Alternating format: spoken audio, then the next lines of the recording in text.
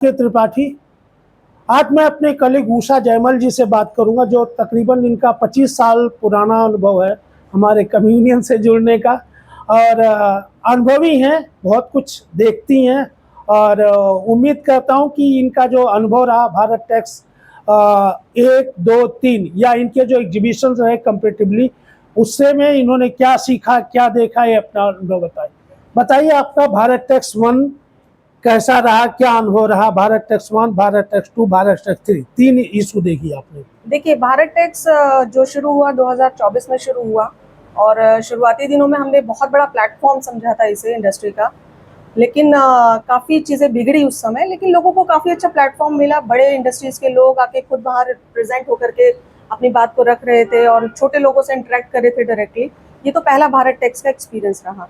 दूसरे में कुछ जो इंडस्ट्री के लोग थे, उन्होंने भागीदारी दिखाई आगे बढ़ करके, उसमें आकर के उन्होंने पार्ट लिया, इसी वजह से कि एक बड़ा प्लेटफॉर्म है और काफ़ी लोगों ने उसमें पार्टिसिपेट किया। जो इंडस्ट्री के लोग थे वो भी जुड़े, उन्होंने भी अपना अनुभव दिया और बड़े लोगों से सीधा सीधा इंटरेक्ट किया। और इसकी सबसे अच्छी खासियत ये है कि एक AEPC की एग्जीबिशन लगती है IIGF, जिसमें इंडियन लोगों को घुसने की बिल्कुल परमिशन नहीं हुआ करती थी। फॉरेन बायर्स को इनवाइट करते थे वो लोग, और फॉरेन बायर्स को ही वहाँ मीटिंग करने की इजाज़त और इनविटेशन मिलता था। इसमें एक अच्छी बात ये हुई, जो सेलर थे, जो एक्सपोर्टर्स से जाकर के इंटरेक्ट करके बातचीत करके अपने बाजार एक तरह से खुल गया। ये अच्छा प्लेटफॉर्म था। उसमें भी हमारा तीनों जो एग्जीबिशन 2026 में भी काफ़ी अच्छा रहा। 26 में भी काफ़ी एग्जीबिटर बढ़े हमारे, लोगों ने आगे बढ़ करके भागीदारी दिखा रही। स्पेशली एक्सेसरीज जो एक इंडस्ट्री है गारमेंट को बनाने के लिए, जो कि बहुत ही इम्पोर्टेंट भी है, और उस इंडस्ट्री के पास ज़्यादा बजट भी नहीं होता, उन लोगों ने भी आगे बढ़ करके इस एग्जीबिशन में भाग लिया और अच्छी अपना प्रेजेंटेशन दिखाई, इनोवेशंस दिखाई, नए प्रोडक्ट डिस्प्ले किए गए छोटे लोगों ने स्पेशली। तो मैं तो ओवरऑल यही कहूँगी। और IIGF जो मर्ज हुई है, इसके साथ छोटे लोगों को डायरेक्ट उनसे काम करने का, एक्सपोर्टर्स के साथ काम करने का एक मौका मिला। इससे कई लोग नाराज़ भी हुए इंडस्ट्री में, लेकिन ठीक है, मेरे हिसाब से तो एक अच्छा प्लेटफॉर्म। ऐसा नहीं लगता कि जो APC की थी, इंडिया इंटरनेशनल गारमेंट फेयर, उसमें एक विजिबिलिटी होती थी, इंटरनेशनल बायर्स और बाइंग हाउस को परमिशन होता था, तो वो स्पेशली बैठ के इंटरनेशनल बायर से बात करते थे। क्या उनको ये डिस्टर्बेंस लगा कि ये बिल्कुल भीड़ चाल हो गई, कोई भी आ सकता है, थोड़ा सा मैंने यूट्यूबर भी आके वीडियो बना जो इस इंडस्ट्री से रिलेटेड नहीं है? ये मैं एक चीज़ कहूँगी, मैंने एक चीज़ देखी भी वहाँ पे, जब फॉरेन बायर्स आपस में मीटिंग करें, जैसे शाह एक्सपोर्ट्स वगैरह बड़ी कंपनीज थी, इन्होंने काफ़ी अच्छा डिस्प्ले किया और वो फॉरेन बायर्स के साथ इंटरेक्ट कर रहे होते हैं, मीटिंग कर रहे होते हैं, तो छोटे लोग आकर के बीच में डिस्टर्ब कर रहे थे उन्हें। और कहने मतलब स्मॉल बिजनेस, हाँ, छोटे छोटे जो लोग थे वो लोग आकर के उनको इंटरप्ट कर रहे थे। बड़े फॉरेन बायर्स को जो बैठे हुए थे, मीटिंग कर रहे थे, उनके साथ बातचीत कर रहे थे, उनको किया, डिस्टर्ब किया। और काफ़ी कैमरामैन भी और यूट्यूबर्स भी सब लोग इंटरव्यू करते हैं। थोड़ा डिस्टर्बेंस तो था इस चीज़ में, एक तरह से भीड़ चाल जिसे बोलते हैं, एक वो बिजनेस माहौल नहीं रह गया था, एक तरह से मेला जिसे बोला जाता है, वो उस तरह का बन गया था सारा माहौल। बाकी ठीक है, प्लेटफॉर्म अच्छा था, सबके लिए अच्छा प्लेटफॉर्म है, ये मैं कहूँगी। पॉइंट ऑफ विजिटर, पहले भारत टैक्स, दूसरे भारत टैक्स और तीसरे, पहले भारत टैक्स की क्या खूबियां नहीं, दूसरे भारत टैक्स की क्या खूबियां नहीं, और तीसरे भारत टैक्स में जो आपका अनुभव विजिटर पॉइंट ऑफ व्यू से और पार्टिसिपेंट पॉइंट ऑफ व्यू से? देखिए, इसमें मैनेजमेंट का भी बहुत बड़ा हाथ होता है विजिटर्स को बुलाने के लिए। पहले भारत टैक्स में एक बड़ा जो मैनेजमेंट कंपनी थी, उसने इसको टेक ओवर किया था, तो काफ़ी अच्छा। पहला तो काफ़ी शो टफ होता है करना, तो विजिटर के at par concern of visitors, तो काफ़ी अच्छे विजिटर्स थे पहले शो में। उसी हिसाब से जब एक बार आप किसी चीज़ का ब्रांड बना देते हैं या प्रमोट कर देते हैं, तो विजिटर कीन हो जाता है उसको विजिट करने के लिए। तो सेकंड, और एक तरह से कहिए कि पहली जो अपॉर्चुनिटी थी वो टफ थी। सेकंड और जो तीसरी वाली जो एग्जीबिशन लगी है, जो 26 लगी है, इसमें एक क्या हम उसको कहेंगे कि एक तरह से लोगों को क्यूरियोसिटी थी कि भारत टैक्स में हमें जाना है। ऑल ओवर इंडिया से लोग गैदरिंग हुई, ऑल ओवर इंडिया से लोगों को आने का मौका मिला, और सुनने के बाद सब लोग आए और अच्छा विजिटर प्रोफाइल रहा। काफ़ी अच्छे विजिटर्स आए थे, छोटे इंडस्ट्री के लोग भी आए थे, बड़े इंडस्ट्री के लोग भी आए थे, तो अच्छा था विजिटर। एट पर मेरे व्यू से अगर विजिटर का प्रोफाइल बोले तो अच्छा, काफ़ी भीड़ और गैदरिंग थी। जिस तरह से मैं इंटरनेशनल एग्जीबिशन में जाती हूँ, उस हिसाब से यहाँ पे भी विजिटर का गैदरिंग फुटफॉल जिसे बोलेंगे बहुत अच्छा था। आपने एक चीज देखी, जो हमारे इंडियन मीडिया है, जो ट्रेड पब्लिकेशन है, उनको उनके साथ क्या किया गया है? एक नई नई पब्लिकेशन को इतना बड़ा फोरम दिया गया। आप इसे कैसे देखते हैं, जो 30-30 सालों से इंटरनेशनल लेवल पर पब्लिकेशन को प्रेजेंट कर रहे हैं, चाहे इटमा सिंगापुर हो, वियतनाम हो, आपको ये बार्सिलोना हो, इटली हो, और उन पब्लिकेशन को दरकिनार करके एक ऐसे पब्लिकेशन को इतना प्लेटफॉर्म दिया जिसका कोई पता ही नहीं, जिसको कुछ भी लोग नहीं जानते। देखिए, ये तो मैंने आपको जैसा पहले भी कहा, मैनेजमेंट के ऊपर होता है। मैनेजमेंट आप किसको दे रहे हैं, कैसे दे रहे हैं, और वो कैसे अपने बजट को मैनिपुलेट कर रही है, ये सब चीज़ें तो उस पर डिपेंड करता है। लेकिन इस इंडस्ट्री में एक चीज़ है कि जो पुराने अनुभवी लोग होते हैं या पुराने जो काम करते हैं, उन्हें इम्पोर्टेंट तो दी जाती है। और इस बार कुछ इस मैनेजमेंट में मैंने एक चीज़ तो नोट किया कि जो मीडिया, जिन लोगों ने पार्टिसिपेट किया था, जितने भी मीडिया थे, चाहे वो नेशनल, इंटर, बांग्लादेश से भी कुछ पब्लिकेशन वाले पार्टिसिपेट किए हुए थे, सबने एक ही शिकायत किया कि मीडिया के साथ अच्छा व्यवहार बर्ताव नहीं किए, हाँ, स्पेशली ट्रेड मीडिया जो दशकों से काम जी, कर रही जी, है, जी, जी, और जो एक ऐसी पुराने, पब्लिकेशन को जिसको कोई जानता नहीं, उसको जी, पूरा फोरम दे दिया गया। जी, जी, और मीडिया को जो स्टॉल दिया गया उनकी लोकेशन वाइज और उनके साथ ट्रीटमेंट वाइज, और जिस तरह से, ये सब अच्छा नहीं था। और फिर आप एक पुराने लोगों को एक साथ दरकिनार करके आप एक नई पब्लिकेशन के साथ जुड़ते हो और एक नई पब्लिकेशन को बजट देते हो या जो भी कहा जाए, और वो आकर के अपना प्रमोट करिए, पुराने लोगों को आपने इग्नोर कर रहे हैं, तो ये मैनेजमेंट ही होता है जो हर तरह से रिस्पॉन्सिबल होता है, चाहे वो मीडिया के लिए हो, चाहे विजिटर्स के लिए हो, चाहे वो एग्जीबिटर्स के लिए हो। हर तरह से मैनेजमेंट को ही मैं पूरी तरह से दोषी मानती हूँ। आपने टैक्स स्टाइल देखी आईटीपीओ की, जी, आईआईजीएफ देखी, एईपीसी की, सोर्स वन देखी, सोर्स जोन देखी, जी। भारत टैक्स देख रही।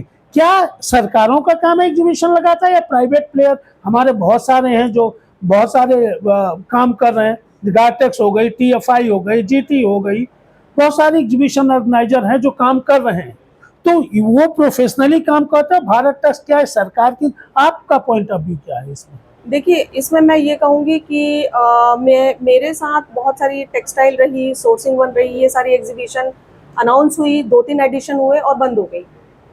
जबकि टेक्सटाइल कुछ काफ़ी सालों तक चली, लेकिन उसके बावजूद भी अब सरकारी इंटरफेरेंस की वजह से ये बंद हो गई।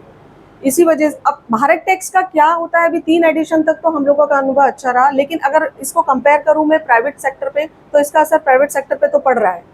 लेकिन प्राइवेट सेक्टर में क्या है कि अगर आप पैसे लेते हैं तो वो डिलीवरी भी देते हैं, मैनेजमेंट भी उनको देखना पड़ता है। सारी चीज़ों में हम लोग एक पर्टिकुलर ऑर्गेनाइजेशन को बोल सकते हैं, शिकायत कर सकते हैं, अपनी कंप्लेन कर सकते हैं, बट भारत एक बड़ा प्लेटफॉर्म होने के नाते, मैनेजमेंट मैसअप होने के नाते वहाँ पे कोई सुनवाई होती नहीं है। मतलब जिम्मेदारी और जवाबदेही जी, दोनों यहाँ नहीं थी प्राइवेट प्लेयर के से। जैसे आप 20 एग्जीबिशन साल में करती, कुछ इंटरनेशनल, क्या फर्क देखा आपने मैनेजमेंट, इटमा जैसी कंपनी जो सिंगापुर मैनेज करती है और भारत टैक्स के मैनेजमेंट में आपने क्या डिफरेंस देखा?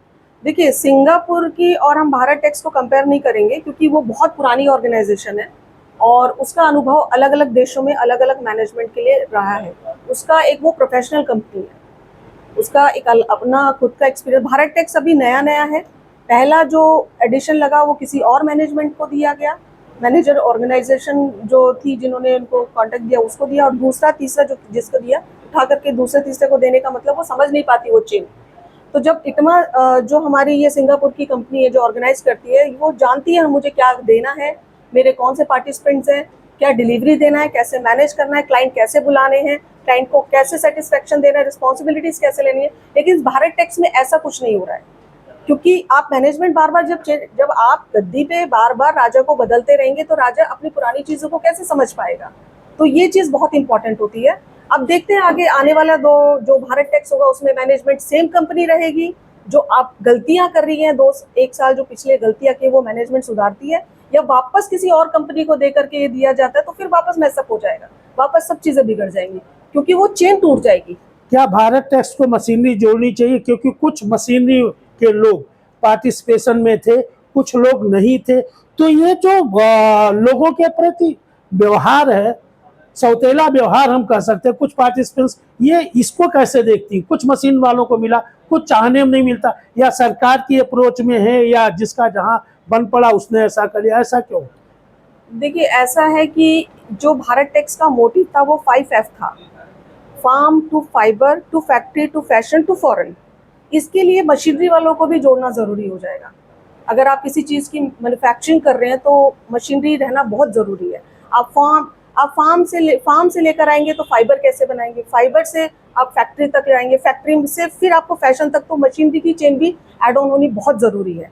उसके लिए इस बार मैंने भारत टेक्स में देखा, चाइनीज़ कंपनी के जो इम्पोर्टर थे वो लोग ज़्यादा इंटरेस्टेड थे पार्टिसिपेट। जो इंडियन मेड इन इंडिया की जो मशीनरी थी उसको भी भारत टेक्स पे एक बार भारत टेक्स के मैनेजमेंट को इस बारे में सोचना चाहिए कि जो मशीनरी का सेक्टर है, जो इंडिया में जो इनोवेशंस होती हैं, इंडिया में भी बहुत अच्छी टेक्नोलॉजीज़ हैं, इंडिया में भी टेक्सटाइल को लेकर के बड़ी इंटरेस्ट दिखाते हैं लोग, इनोवेशंस करते हैं, इन्वेस्ट करते हैं, बट उनको इम्पोर्टेंट नहीं दिया गया इस भारत टेक्स एग्जीबिशन में। तो मेरा विचार ये है कि मशीनरी को भी लाया जाए, अगर आप 5F का अपना एम्बिशन पूरा करना चाहते हैं तो। आप कहना ये चाहती हैं कि भारत जो मिनिस्ट्री ऑफ टेक्सटाइल है उनको उन लोगों को सर्च करना जो बहुत एक्सपीरियंस Yes. लोग हैं, उनसे मैनेजमेंट Yes. करना चाहिए, Yes. और उनसे बात के ग्रास रूट Yes. लेवल पर Yes. काम करके आगे करना चाहिए। ये नहीं कि कहीं भी उठा लिए कुछ भी कर लिए एरोगेंस के तहत या मैनेजमेंट में। तो ये चीजें क्या आगे इफेक्ट करेंगी पार्टिसिपेंट पर? बिल्कुल करेंगी। मैनेजमेंट, मैं शुरू से आपसे एक ही बात कह रही हूँ कि मैनेजमेंट ठीक नहीं रहा तो ये चीज़ें इफेक्ट होंगी, क्योंकि अभी भारत टेक्स में जिस तरह से हॉल्स तैयार किए गए थे 2026 में, यान फैब्रिक एक्सेसरीज जो भी था, लेकिन उसमें पर्टिकुलर आप जाते हैं तो यान फैब्रिक ही नहीं मिल रहा था, उसके अंदर एक्सेसरीज भी मिले हुए थे, पार्टिसिपेंट्स उसमें एक्सेसरीज वाले भी थे, फिर फैब्रिक वाले सेगमेंट में यान वाले भी बैठे हुए थे। तो इस तरह से तो चेन थोड़ा सा आपने बहुत सारे पार्टिसिपेंट से बात किया कि उनके क्या पॉइंट ऑफ व्यू थे?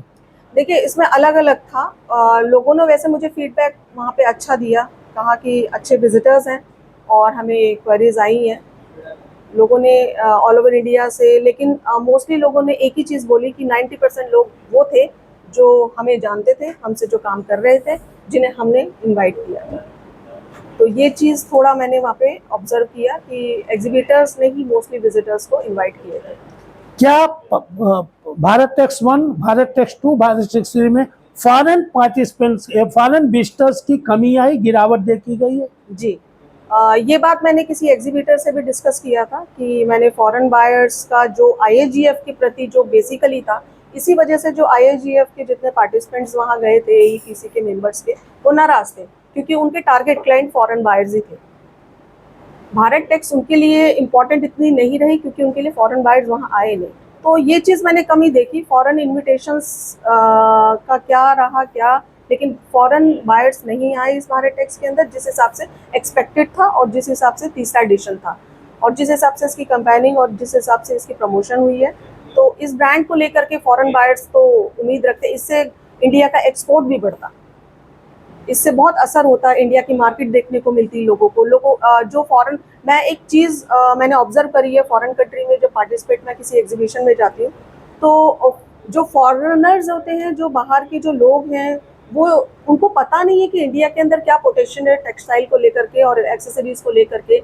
वो हमेशा चाइना से कंपेयर करते हैं, बट भारत टेक्स एक ऐसा प्लेटफॉर्म था जिसको फॉरेनर्स को बुलाना चाहिए था, स्पेशली यूरोपियंस को बुलाना चाहिए था, दिखाना चाहिए था कि इंडिया के अंदर फार्म से लेकर फाइबर से लेकर फैक्ट्री तक, फैक्ट्री से लेकर फैशन और फैशन से लेकर हम लोग फॉरेन तक कैसे डिलीवरी दे सकते हैं। तो इस चीज़ की कमी थोड़ी मैंने भारत टेक्स के प्लेटफॉर्म पर देखी है। बाकी आगे देखते हैं मैनेजमेंट आगे क्या सोचता है इस बारे में। मिनिस्ट्री ऑफ टेक्सटाइल, जी, मिनिस्ट्री ऑफ टेक्सटाइल और जो कोर कमेटी ऑर्गेनाइजिंग को, उनको इस बारे में आगे सोचना चाहिए और कुछ अनुभवी लोगों को लेना चाहिए। आपकी टीम ने ग्राउंड लेवल पर काम किया, ग्राउंड लेवल पर उन्होंने डेटा कलेक्ट की, ग्राउंड लेवल। अब आपको क्या लगता है डेटाबेस देख के कि फॉरेन बायर्स या इंडिया के लोगों के या कॉमन लोगों का कोई भी बारकोड स्कैन करके एंट्री कर जाए, ट्रेड विजिटर है नहीं है, तो इसमें कुछ आपको लगता नहीं कुछ होच पोच थी? जी, मैंने जैसा आपको पहले बताया कि विजिटर का काफ़ी फुटफॉल काफ़ी अच्छा था लेकिन ज़्यादातर मेरे यहाँ जो हमारे जो स्टाफ थे, हमारे जो कलीग्स हैं, उन्होंने जो सप्लीमेंट्री भारत टैक्स में डिस्ट्रीब्यूट किया हमारा कार्ड उन्होंने इकट्ठा किए थे, बट वो छोटे लेवल के लोग हैं जो बेसिकली अपने प्रोडक्ट को सेल आउट या ज़्यादातर छोटे प्रोडक्ट्स एक्सेसरीज वाले हैं, वो लोग ज़्यादातर विजिटर्स के लिए आगे बढ़े। मतलब क्वालिटी विजिटर्स की कमी रही। जी जी। चलिए, थैंक यू।